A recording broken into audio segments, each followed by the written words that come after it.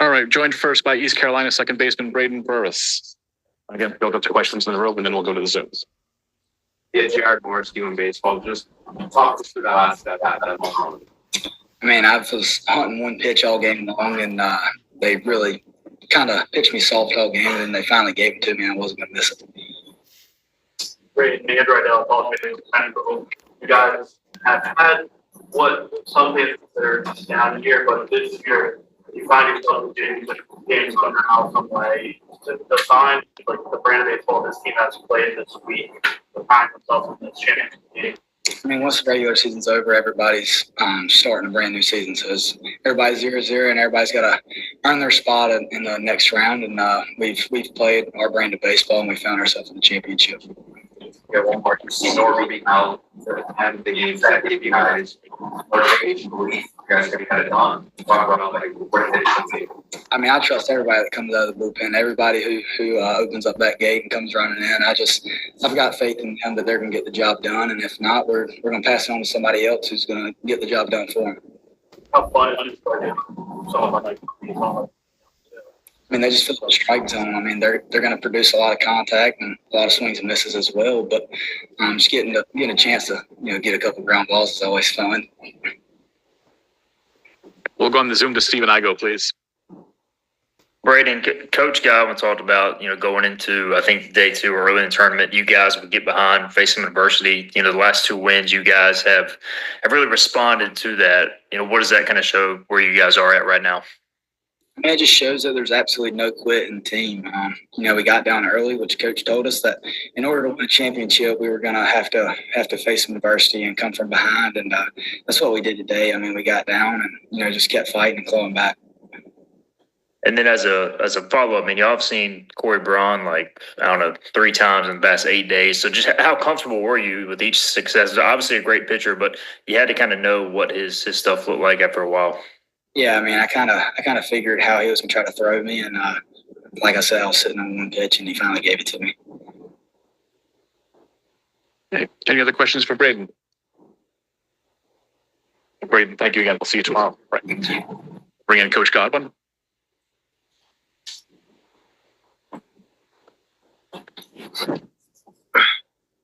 Okay, joined by East Carolina head coach Cliff Godwin. Coach, congratulations on getting back to the final. Can we get your thoughts on the game and the tournament run so far? Man, our guys have just been resilient. I didn't know that we were going to get down 4-0 today. When I talked to them the other day, I knew we'd get behind at some point in time. Their starter was, just giving us fits, and then we had 2 big walks, and Irby got a swing off. Ethan Young was outstanding early, just to keep the game there for sure. And then, Dixon got a swing off. And then, of course, they go back-to-back home runs. And Jake Hunter, probably was on fumes a little bit. And guy gets a single. And we just felt like Norby was the best matchup against Brodell. And we were able to get out of that inning and then, put up a 3 spot. But it all started with Braden. He's been a spark plug. He is bringing the guys together in the dugout, saying that we're not going to let that guy stay out there and just, beat us. And our guys just – it was a great team effort today. Played great defense. I thought Dixon was great defensively. Colby Wallace as well. Walker catching great. Throwing a guy out. Braden had a big pick. But I thought we had some really competitive at-bats, especially late in the game off Braun. Let's start in the room here with questions. Jared Morris doing baseball. You mentioned Braden's doing the games and stuff. As a freshman, just how long do you see him keep growing, and what goes into that? Well, I don't see them as freshmen anymore. I mean, all those freshmen that have been out there all the time that, at times they have taken their lumps for sure, but they're sophomores now. And, I just think that they're continuing to grow with confidence. And when you can come from behind, like we did the other day, and then again today, it'll continue to breed confidence. So it was a great team win. Excited. Glad we didn't have to play 2 games. I don't know if we could have managed that. And then if we'd have won the second game, we'd be ready for tomorrow. But we're just excited to be in the championship game. Coach, how big was it for you to come in top of the meeting and then to turn the ball on today? He said we're going on fumes, and then Ethan, who also pitched earlier this game. Yeah, I thought, if it had got any worse than 4-0, we probably would take Ethan Young out of the game to save him for maybe tomorrow if we'd have got there. But once we made it 4-3, you're like, hey, man, let that guy ride out there and go as long as he can. We probably left him out there and ended too long. I'll take the blame for that. And, of course, he gives up back-to-back jacks, but give their guys credit. They had to get swings off for sure, and they didn't quit. And Mitch is doing a tremendous job in South Florida. They're going to be a team that we're going to have to deal with, not just us, everybody in the league for years to come. He's a really good coach. Coach, talk about just like rating and Oscar, I mean, like 2 young hitters, the second another game, the dispatcher being down, I know that it's one of the US clutch. You guys, and especially, you mentioned it, they're not freshmen, more than sophomores or growing, how they've kind of shown this leadership already in the squad. Yeah, they're both competitive in different ways. Braden, pretty much led his high school team last year to a state championship, pitched, played shortstop, kind of coached the team.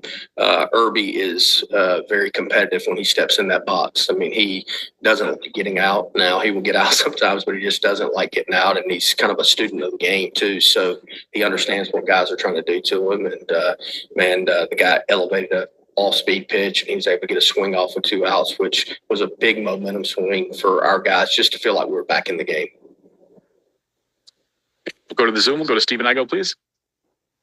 Coach, you kind of alluded to it, but going to both Ethans, obviously winning this first game, how important was that? And also just to hang in there, because you know how tough it is to come out of the loser's bracket and, kind of hang in there, kind of keep the pressure on them, and your offense would eventually wake up. Yeah, I mean, look, there's only been one team that has lost game one that has got to the championship game, and that was in 2023 when we did it.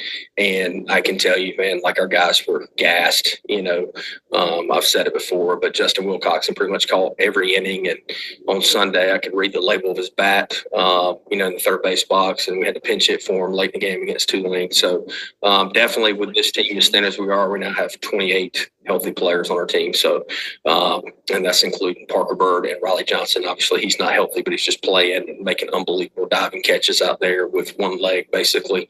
Had a big, of course, triple there in the 9th inning to give us some insurance that we needed. So, guys are playing it all on the line, man. It's been very, very fun to watch, although I feel like I played today as well. So, Go to Gary Smith, please.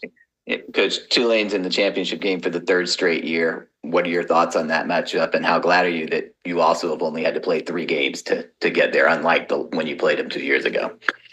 Well, obviously, Jay's got the recipe to get to the championship game, so maybe I need to talk to him and get some pointers for sure. But they're very confident when they come to this tournament. I mean, there's a lot of guys that have been here before on Tulane's team, so we'll have our hands full tomorrow. But we're just excited that we're going to get an opportunity to compete for a championship tomorrow. Yeah, back to Steven. Hey, Coach, just what Riley's doing right now. I mean, some of these catches, is it pure adrenaline he's going on? Because it's kind of unreal to watch, especially when you consider, obviously, everything he's fighting through. Yeah, it pretty is. I mean, the guy's taking a swing in the box and like going down to a knee. It's not because he's swinging that hard, his leg's giving out. So, I mean, I thought it was going to have to come out of the game, to be honest with you. And I think I would have gotten my butt kicked by Riley, or at least he would have tried to if I'd have taken him out of the game. So he just gathers up, and Kevin Youngs and Hunter Martin, our athletic trainer, man, they're just working on him all the time in the dugout and stuff. So it's pretty remarkable. But I can tell you this, if it wasn't for Hunter Martin and Kevin Youngs, there's no way that Riley would be on the field right now. And now I was going to close. So I know you don't obviously know who you're going to start tomorrow, but pitching wise, you just go back to the hotel tonight, figure out who's feeling good enough, or is it in the morning when you guys kind of look at who's available, that sort of thing? You don't know if I know or not, so I couldn't know right now. I know you wouldn't tell me. Well, exactly. That you could go with that. So, no, we're going to enjoy it for a couple hours and get off our feet and hydrate, and we'll figure out who's going to pitch tomorrow, and we'll be ready to rock and roll. Coach Godwin, thank you. Thank you, guys.